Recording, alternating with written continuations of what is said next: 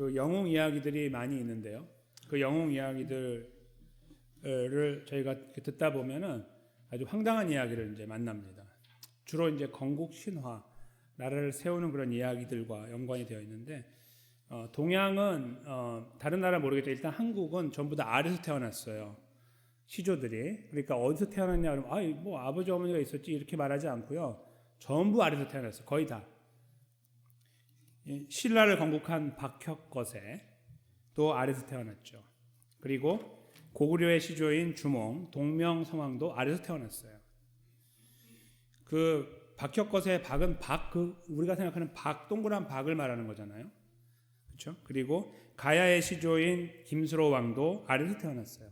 전부 아래서 태어났어요. 왜 이렇게 아래서 태어났죠? 라고 이제 연구하는 분들이 계세요. 역사학자들 이런 분들은. 근데 이제 여러 가지 의견들이 있는데 그 중에 한 가지가 뭐냐면은 하늘에 있는 기운을 받아서 태어났다. 그걸 표현하고 싶었다는 건데요. 그럼 어떻게 알에서 태어난 것이 하늘의 기운을 받느냐? 알은 사람이 낳지 않고 또 이게 어디서 낳죠? 이게 보통 일반적으로는 새가 낳아요. 새.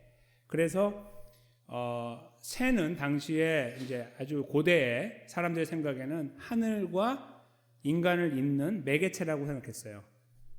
사람들은 날지를 못하는데 날잖아요. 높은 데까지, 보이지 않는 데까지 올라가기도 하잖아요. 그걸 보고서 상상한 거예요. 이거 하늘에 갖다 내려오는구나. 그렇게 생각하기 시작했어요. 동양에 특별히. 그래서 하늘의 기운을 받아 내려온 새가 낳은 알에서 나오는 사람, 이거는 충분히 영웅이 될 수 있다라고 판단했던 거예요. 그래서 그 이야기가 퍼지니까 그 지역 안에 있는 나라들은 다 거기에 머물고 있는 거예요. 그 생각 속에. 그래서 영웅들은 알에서 태어나게 되었던 것이죠. 그리고 그 영웅들에 대해서 조금도 깎아내리는 일이 없어요. 그 영웅으로 태어난 이 아래에서 태어난 사람은 근데 아주 처음에 비참하게 살았다, 가난하게 살다가 갑자기 부유하게 됐다 이렇게 말하지 않고 처음부터 잘 살았어요. 처음부터 잘 나가고 모든 환경에서 빼어났습니다. 영광스럽게 태어나서 영광스럽게 성장하고 나라를 이끌었다라고 말하죠. 그게 영웅을 만들어내는 이야기의 프레임워크라고 그래요. 그게 이 틀이 되는 거예요. 그 안에 다 집어넣어서 그걸 저희가 믿기도 하고 어떤 분들은 또 이야기를 들어서 그렇게 이해하기도 하려고 하는 것입니다. 그렇다면은 처녀가 아들을 낳는 건 어떨까요? 처녀가 아들을 낳는 것. 저희가 이 말씀을 생각 없이 읽으면 그런가 보다 하고 읽게 되지만 잘 생각해 보십시오. 처녀가 잉태했다. 이게 어떤 상황입니까? 좀 이제 부득이한 경우가 있어요. 그렇죠? 부득이한 경우가 있단 말이죠. 이게 이제 결혼이라는 틀 밖에서 일어나는 이제 상황들을 말하는 건데요. 부득이한 상황이 될 수도 있어요. 어떻게 그렇게 됐나 하고 저희가 이렇게 마음 아파하는 경우도 있겠지만 이제 부정적인 경우들도 많아요. 판단 미스. 그러니까 본인의 판단의 잘못에 의해서 아니면 감정에 치우쳐서 판단하지 못하고 잘못을 지나간 이후에 만나게 되는 상황일 수도 있죠. 전쟁과 같은 급박한 상황에서 본인의 의지와 전혀 관계없이 저렇게 될 수도 있습니다. 그렇죠? 비참하고 마음 아픈 상황들도 있고 저희가 꾸중해야 되는 상황들도 있고, 처녀가 잉태하여 아들을 낳는다는 말 자체는 저희들에게 아주 중요한 의미를 주고 있는 것입니다. 세상의 이야기들처럼 영광스럽게 예수님이 이 땅에 오신 것이 아니다 하는 것을 대번에 발견하게 되는 것이죠. 세상의 논리와 그 방향과 정반대로 흘러가고 있는 거예요. 예수님을 성경에서 기록할 때에 후대 2000년 뒤에 있는 저희들이 읽을 때에 하나님께서 살아계신다면 어떻게 쓰는 것이 더 효과적이었을까요? 마치 한국에 있는 건국 신화의 이야기처럼 아래에서 태어나거나 하늘에서 갑자기 내려오거나 뭐 이런 영광스럽고 사람들이 거역할 수 없는 강력한 힘을 갖고 출생했다고 쓰는 것이 훨씬 더 합리적이에요. 지혜로운 거예요. 거기에 누구도 뭐라고 할 수가 없어요.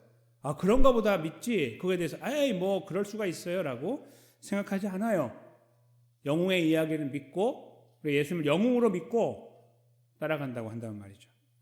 그걸 다 알고 있는 하나님, 우리의 심리를 다 알고 계신 하나님이 왜 마태를 통해서 이 부분을 기록할 때에 처녀가 잉태하여 아들을 낳을 것이라는 내용을 썼을까요? 마태는 이 말씀을 쓸 때에 이사야 7장 14절에서 이 내용을 그대로 가지고 왔어요. 이사야 7장 14절에 이 말씀이 있는데 거기에서는요, 이 말씀이 아주 비참한 말씀은 아니에요. 어떤 의미로 사용됐냐면 그 이스라엘이라는 나라가 범죄하여서 다른 나라로부터 침략을 받고 이제 하나님의 진노 가운데 있었는데 그것을 하나님께서 회복해 주시라고 약속하시고 그 약속을 이룬다는 확신을 사람들에게 심어주기 위해서 이 말씀을 하신 거예요. 정확하게 말하면 그것은 처녀가 아닐 수도 있는 거예요. 그냥 일반적인 젊은 여자가. 이것은 당시에 생각할 때 도덕적으로 문제가 있어서 아들을 낳았구나 이런 문제가 아닐 수 있어요. 그냥 낳은 거예요. 근데 그 아이가 성장해서 제대로 판단하기 전에, 아주 장성하기 전에 이 나라가 평온을 되찾게 될 것이다. 그렇게 말씀했어요. 그게 이제 그 이사야를 통해 말씀하신 7장 14절 이하의 말씀입니다. 그러니까 당시의 말씀을 읽을 때 그 첫 번째 대상은 아하스 왕이었는데 그것을 읽을 때 사람들은 무슨 생각을 하냐면 이것은 희망의 말씀이다 이렇게 생각합니다. 왜냐하면 그 아이가 성장하기 전에 하나님이 우리를 회복할 거니까 조금만 참자 이렇게 말할 수 있는 이야기예요. 거기에서 처녀가 아이를 낳았어? 이런 건 중요한 게 아니에요. 나라가 워낙 혼돈 가운데 있기 때문에 어려운 가운데 있기 때문에 그건 아무것도 중요한 게 아니에요. 도덕적인 문제가 아무것도 필요 없는 문제고요. 중요한 건 우리가 살 것이냐 말 것이냐. 산다. 그러면 어떻게? 아이가 성장하기 전에 그때 하나님이 우리를 회복할 거다. 이렇게 말씀하여 그 당시에 살던 사람들에게 희망의 메시지로 다가왔던 거예요. 그 좋은 말씀이었던 것을 하나님은 마태를 통해서 다시 이곳에 쓰고 계시는 거죠. 그래서 저희가 읽을 때 그냥 평이하게 읽으면 처녀가 잉태하여 아들을 낳았다는 말이 너무 신비롭고 기적과 같은 말이기 때문에 역시 예수님은 오시는 것이 기적과 같이 오셨구나 이렇게 생각하면서 넘어갈 수 있는데 저희가 처녀가 잉태하여 아들을 낳는다는 말을 곱씹고 곱씹으면 Wait a minute, 잠깐 있어봐 하고 우리가 질문을 던져보게 된다는 말씀이에요. 꼭 이렇게 하나님이 성경 속에다가 비밀스러운 이야기를 드러낼 필요가 있었을까? 우리가 생각해 볼 필요가 있다는 거죠. 덮어놓고 대충 가도 우리는 충분히 예수를 믿을 수 있을 거고 사람들은 박수를 쳤을 텐데 예수님의 이 치부를 다 드러내는 것처럼 이런 이야기를 만들어서 이런 이야기를 기록하여서 예수님의 출생부터 바닥을 치게 하셨는가라고 생각할 수 있게 되는 거예요. 왜냐하면 저건 비참한 사건이었으니까. 원래는. 예수님께서 처녀를 통해서 이 땅에 태어나시게 되는 과정을 통해 하나님 말씀하려고 하는 것은요. 예수님은 죄가 없다는 것을 말씀하고 싶으신 거예요. 원래는. 그러니까 일반적인 남자와 여자의 관계를 통해서 태어나지 않게 하신 것은 예수님은 절대적 구원자가 되시기 위해 혈통을 따라 태어나지 않도록 하기 위함이었어요. 그래서 안전장치를 통해서 처녀를 통해 잉태하고 아들을 낳게 된 거죠. 저 잉태의 근원은 성령님이셨죠. 그러나 이 말씀을 저희가 생각할 때 꼭 그렇게까지 하셨어야 되나라는 생각을 해보게 돼요. 알이라는 방법도 있잖아요. 알. 그렇죠? 아니면 어느 날 갑자기 번개가 치듯이 내려올 수도 있단 말이에요. 그렇다고 뭐라고 하겠습니까 우리가? 그렇게 내려와도 죄가 없잖아요. 그렇죠? 근데 왜 저렇게 하셨냐고요. 예수님 저렇게 태어나신 다음에 이 수치스러운 출생과 더불어 태어난 장소 자체에도 굉장한 비참함이 있었습니다. 짐승의 밥그릇에 태어났잖아요. 여기 짐승의 밥그릇에 태어난 분 계십니까? 전쟁 중에 태어나시면 가능해요. 그렇죠? 전쟁 중에. 6.25 전쟁 같은데 어디 가다가 그냥 출산할 때 당연히 그 똑같은 상황에 출생할 수 있어요. 그러나 보편적인 출생 방법은 아니라는 거죠. 근데 누워 있는 그 자체 안에서 사람들이 인정해주고 여기서 태어나시면 안 되죠 하고 들어오게 해가지고 여관 안쪽으로 이렇게 모신 게 아니라 그냥 거기서 태어나가지고 거기서 모든 처음 과정을 치렀단 말이에요. 그러니까 너무나 냄새나고 더럽고 추악한 자리에 그냥 계신 거죠. 그 자체를 우리가 현장에 가서 본다면 너무 마음이 쓰라지고 아플 것 같아요. 저희가 냄새도 못 맡고 눈으로 보지 못하니까 그런가 보다 하고 넘어가지 이 상황 자체가 너무너무 더럽고 추악한 자리에 계셨던 거예요. 그러니까 비참하다고 하는 정도의 아마 최고조가 아닐까 생각이 드는데 거기에 예수님이 계셨거든요. 그러니까 그걸 함께 모아갖고 보면 이런 질문이 나와요. 왜? 이렇게 나와요. 왜? 왜 저렇게 태어났지? 왜? 저렇게까지 할 이유가 있을까? 이렇게 생각해 보게 되는 거죠. 여러분들 답이 있으신가요? 왜 이렇게까지 예수님은 무너지듯이 저 비참한 자리에서 저렇게 냄새나게 태어나셨을까? 성경은 우리들에게 인간이 가지고 있는 죄 안에서의 상황을 이렇게 묘사합니다. 비참하게 썩어 문드러져 있었다 이렇게 말하죠. 시체가 다 썩어서 구더기가 피어오르는 그런 시체처럼 우리는 그런 자리에 여전히 거하고 있었다. 그냥 움직이지 않는 상태였음을 설명하고 있죠. 예수님은 이 과정을 통해 우리들에게 중요한 사실을 드러내주고 계시는 거예요. 첫째로는요, 위대한 하나님, 세상의 주관자, 좀 더 정확하게 오늘날 언어로 표현하면 우주와 그 밖에까지 모든 것을 다 만드시고 컨트롤하시는 분이 피조물로 오셨는데 가장 더러운 자리로 내려오셨다는 놀라운 사실이고요. 또 하나는 그 사실이 보여주는 것은 인간의 회복 불가능한 상태를 말해주고 있다. 이렇게 볼 수 있습니다. 즉 예수님이 태어난 그 자리는 모든 인류, 죄 안에, 범죄 안에 있는 인류가 처한 상황 속이다. 그렇게 이해한다는 겁니다. 어디에 왜 그렇게 오셨냐면 우리를 보여주려고, 우리 인류가 속한 상황을 보여주기 위해서, 내가 편안하게 웃으면서 노래 부르면서 와서 구원을 하는 게 아니라 너희는 다 죽었고 소망 없고 가능성 없는 자들인데 지금 내가 하늘에서 뚝 떨어지듯이 이 더러운 자리에 내려온 것처럼 바로 너희가 그 자리의 주인공들이었다라는 것을 드러내기 위하여 예수님의 이 비참함의 과정을 지나오셨다. 우린 이렇게 이 본문의 말씀을 이해할 수 있다는 겁니다. 이렇게까지 하지 않아도 되는데 하신 것은 너희가 이 모양인 거다. 너희들의 삶이 이 모양이다. 라고 우리들에게 말씀하고 계시는 것이죠. 인간의 절대적인 비참함은 회복할 수 없다는 사실이 있습니다.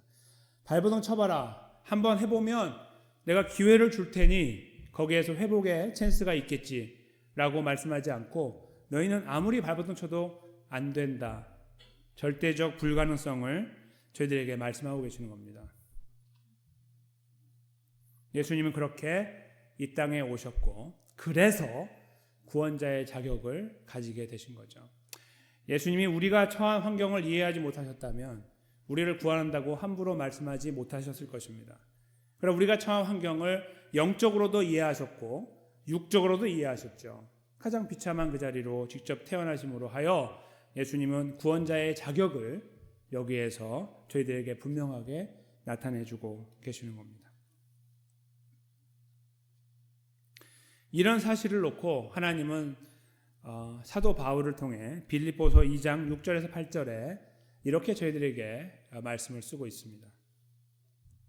만약에 읽으실 수 있는 분들은 함께 읽으시면 좋겠습니다. 글씨 좀 작은데요. 한 목소리로 읽어보겠습니다.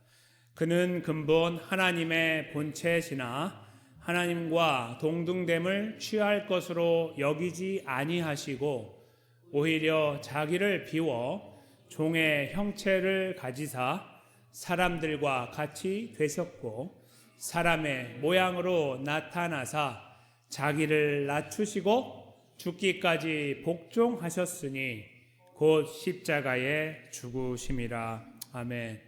너무나 익숙한 말씀이고 많이 들어왔던 말씀이고 이 말씀하고 손뼉을 칠 수 있는 말씀이 분명합니다.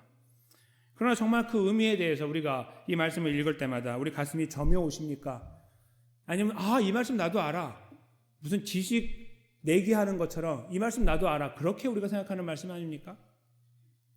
우리가 이 말씀을 오늘 대할 때 마태복음 1장 23절 오늘 본문에서 증거하고 있는 말씀을 함께 이해해야 합니다. 바로 저 내용을 말씀하고 싶어 예수님은 저 비참한 모습으로 비참한 형태로 우리들에게 내려오신 것입니다. 그런데 예수님께서 만약에 오늘 제목처럼 만약에 what if 만약에 예수님께서 이 걸음을 걷지 않으셨다면 저에게 남겨지는 것은 무엇일까요? 저희는 여전히 죄 가운데, 영원한 사망 가운데, 그 냄새나고 썩어 문드러지고 구데기가 기어다니는 그 자리에 여전히 있는 것입니다. 우리에게는 아무런 꿈틀거림도 소망도 남아있지 않습니다. 그래서 저 만약에 뒤에 예수님이 오지 않으셨다면이라는 질문을 우리가 던져보면서 오늘 이 성탄의 참된 의미를 헤아려 봐야 합니다.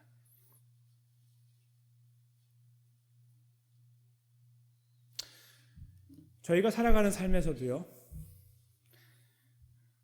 예수님께서 보여주신 이 많이 무너져 내린 비참한 상황들을 많이 경험합니다.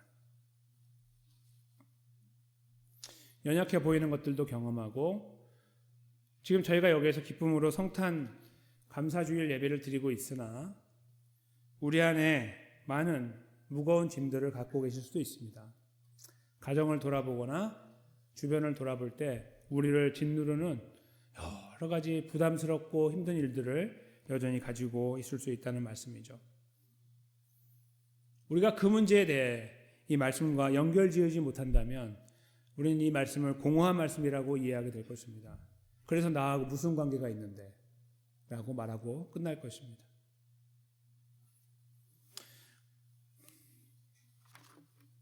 여러분들, 제가 이 말씀을 드릴 때에 또 금방 머리를 스치는 생각 없으셨습니까? 예수님께서 오늘 보여주신 인간의 비참한 상황들이 사실 우리들의 오늘의 삶과 맞닿아 있는 것입니다. 다시 말씀드리겠습니다.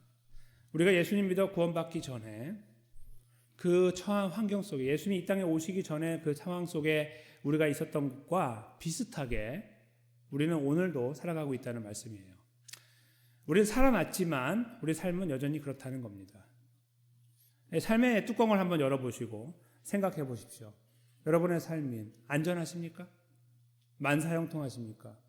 모든 일이 물 흐르듯이 잘 흘러가고 있으며 예수님 믿으니까 한 방에 다 끝나버렸습니다라고 그렇게 자신하실 수 있으십니까? 아니면 이 자리에서 말씀을 듣는 동안에도 우리 마음을 짓누르는 일 때문에 말씀이 잘 들어오지 않으십니까? 오늘 예수님께서 보여주신 가장 비참한 자리에 내려오신 그 걸음은 오늘도 계속되고 있습니다. 어떻게 해요? 계속 내려오시는가요? 아니요. 예수님의 육신은 하나님 우편에 앉아 계시지만 성령님을 통해 우리 안에 계시기 때문이죠. 우리와 영원히 함께하고 계시기 때문입니다. 우리가 어떠한 상황 속에 있어도 우리와 함께하고 계십니다. 우리가 실패의 나락으로 떨어지고 절망과 낙담의 나락으로 떨어져서 허우적거리고 있을 때에도 우리의 구원자 예수 그리스도는 성령님을 통해 우리의 그 자리에 여전히 머물고 계시는 것입니다. 무엇을 저희가 여기에서 읽고 생각할 수 있습니까? 바로 우리가 살아갈 힘이 바로 오늘 말씀에 있다는 것입니다. 예수님께서 우리를 영원한 죄와 사망에서 구원하기 위해 그 비참한 자리에 비참한 모습으로 오셨던 것처럼 여전히 우리가 살고 있는 비참한 환경 속에 예수님이 함께하고 계십니다. 그러면 그 다음은 무엇일까요? 예수님이 오늘 오셔서 이루신 저 말씀의 뒷자락을 보십시오. 임마누엘이라는 말씀을 하십니다. 하나님이 우리와 함께 계시다. 우리와 하나님이 그 관계를 회복하고 우리가 하나님 백성의 자리에 세워졌다는 의미입니다. 동시에 여전히 우리와 함께하고 계신다는 의미이기도 하죠. 오직 하나님 백성들에게만 해당되는 말씀입니다. 예수님이 오늘 우리의 삶의 현장 속에 여전히 계신다면 우리가 기대할 수 있고 바랄 수 있는 것은 무엇일까요? 지금 우리가 눈물의 골짜기를 지나가고 있어서 힘든 가운데 짓눌린 가운데 있을 때에 우리가 만약에 그 예수님의 오심에 대하여 분명히 이해하고 감사할 수 있으면 무엇을 할 수 있을까요? 이 본문의 말씀 우리에게 어떤 의미를 주는 것일까요? 지금 삶의 현장 속에서도 우리의 구원자 예수님은 우리의 삶을 책임지실 수 있고 인도해 나가실 수 있다는 말씀이죠. 우리에게 영원한 생명을 주신 것처럼 우리 삶의 문제들도 당장에 해결할 수 있는 능력의 주님으로 우리와 함께하고 계신다는 겁니다. 때로는 그것이 아주 빠른 시일 안에 이루어져서 하나님 할렐루야를 외칠 수가 있고 어떤 경우는 오랜 시간이 걸려서 우리가 힘들어할 수도 있으나 우리가 그것을 하나님 앞에 맡겨드리는 순간에, 맡겨드리고 계속해서 하나님의 은혜를 구하는 순간에 하나님은 동일한 은혜의 역사하심으로 우리들의 삶을 지키시고 돌보시고 책임지고 인도하신다는 말씀입니다. 저희가 복음이 없었을 때는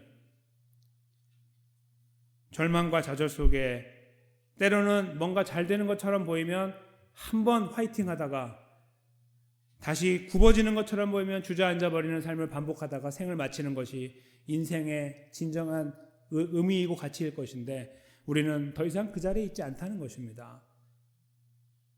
우리는 이미 예수 그리스도를 통하여 이렇게 비참하게 오신 예수님의 저 마지막에 죽으심의 자리였던 십자가와 부활을 통해 우리는 아무 공로가 없는데 우리에게 구원을 베푸셔서 그 구원의 은혜 자리에 우리가 세워져 있기 때문에 우리들의 인생과 우리들의 앞으로의 걸음의 운명은 갈라졌다는 것이죠.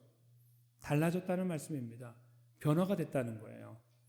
여러분이 어떠한 상황 속에 있더라도 여러분이 잘 살아오셨건 못 살아오셨건 2023년의 삶이 자랑할 만하건 자랑할 만하지 못하건 우리 가정을 돌아보니 좋은 일이 많아서 기뻐하시건 아니면 너무나 낙담되고 힘든 일이 많아 슬퍼하시건 관계없이 우리들의 구원이 예수 그리스도 안에서 영원하기 때문에 우리는 거기에서 먼저 새 힘을 얻게 되고 감사를 올려드리게 된다는 겁니다.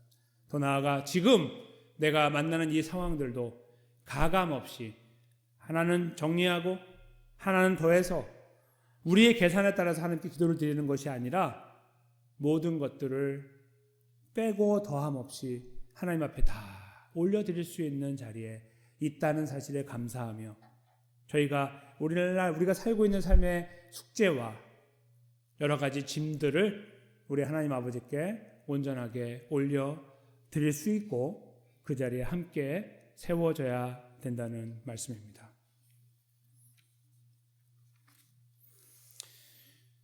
그 우리와 영원히 함께 하시는 하나님이 어쩌면 너무나 많이 망가져 있는 우리 인생, 우리 가족, 더 이상 회복 불가능하다고 여겨지는 상황들 그 속에 함께 하십니다. 회복 불가능한 상황 속에 우리가 있었습니다. 우리는 회복되었습니다. 동일한 은혜로 우리와 함께 하시는 예수 그리스도를 힘입어 우리가 여전히 걸어가야 되는 하나님의 백성의 걸음의 자리에 사랑하는 성도님과 제가 힘있게 섰으면 좋겠습니다. 보여지는 환경과 상황에 저희들의 닻을 두지 마시고 지금까지 우리 삶을 인도하시고 은혜로 함께 하셨던 예수 그리스도의 신실하심 안에 우리들의 닻을 걸고 저희들의 걸음, 하나님 백성의 걸음을 걸어갔으면 좋겠습니다. 그런 자리에서 하나님으로부터 나오는 위로와 평안들이 여기 계신 모든 분들의 삶 속에 가득하고 넘치기 원하고 소위 세상에서는 크리스마스가 화려해졌는데 성경에서는 전혀 화려하지 않다고 항변하면서 이렇게 비참한 역사를 하나님이 기록하시면서 말씀하시려고 했던 진정한 의미가 다시 한번 여기 성도님들 모두와 저 속에 살아 움직여서 화려한 거 아니구나 라고 알고 우리가 하나님 백성으로 살아가면서 화려한 것이 아니었구나 라고 알아나가며 그러나 우리와 함께 하시는구나 그걸 알아 우리 삶의 모든 숙제와 힘들을 맡겨드리는 바로 그 자리에 그것을 정말 잘 이해하고 세워지는 자리에 여기 계신 모든 분들의 삶이 잘 박힌 모처럼 그렇게 박히고 견고하게 세워지게 되시기를 주님의 은혜 안에 더욱더 풍성하게 세워지게 되시기를 예수님의 이름으로 간절히 축원합니다.